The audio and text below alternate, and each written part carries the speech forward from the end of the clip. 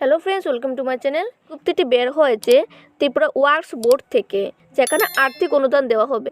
এই বিজ্ঞপ্তিতে বলা হয়েছে যে সকল বিপিএল পরিবারভুক্ত মুসলিম শিক্ষিত বেকার ছাত্রছাত্রী বিএড পরীক্ষায় সাফল্যের সাথে উত্তীর্ণ হয়ে টেট পরীক্ষার জন্য প্রস্তুতি নিচ্ছেন এবং যে সকল মেধাবী মুসলিম ছাত্রছাত্রী আইএএস, আইপিএস, আইএফএস, আইআরএস ইত্যাদি পদের জন্য সর্বভারতীয় প্রতিযোগিতামূলক পরীক্ষায় বসার প্রস্তুতি নিচ্ছেন, তাদের অবগতির জন্য জানানো হচ্ছে যে ত্রিপুরা ওয়ার্কস বোর্ড মোট 50 জন মুসলিম ছাত্রছাত্রীকে টেট পরীক্ষার প্রস্তুতির জন্য এবং 5 জন ছাত্রছাত্রীকে ইউপিএসসি পরীক্ষার প্রস্তুতির জন্য আর্থিক অনুদান দেওয়া হবে।